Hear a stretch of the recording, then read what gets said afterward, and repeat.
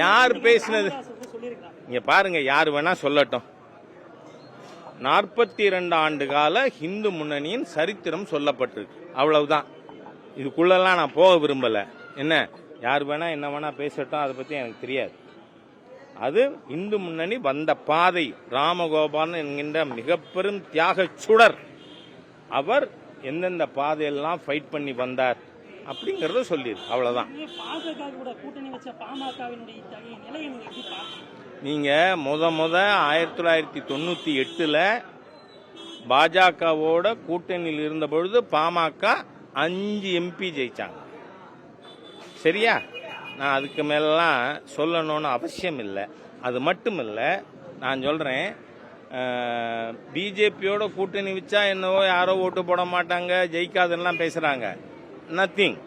உண்மைகளை நீங்கள் திரித்து பேச வேண்டாம்.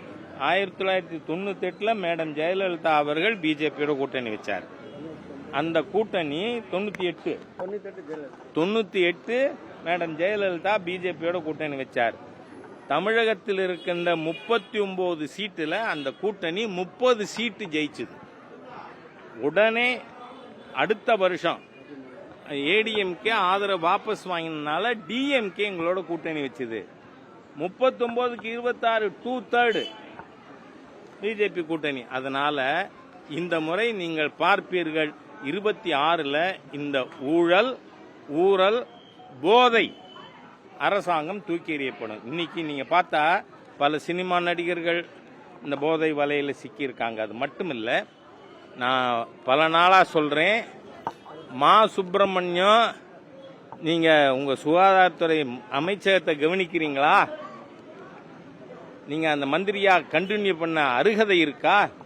இன்னைக்கு தமிழ்நாட்டில் நீங்க பார்த்தா மோஸ்ட் ட்ரக் இன்ஃபெஸ்டட் ஸ்டேட்டா இருந்தது பஞ்சாப். இன்னைக்கு எது? நார்கட்டிக் இன்ஃபெஸ்டட் ஸ்டேட் முதல் இடத்துல இருக்கிறது தமிழ்நாடு.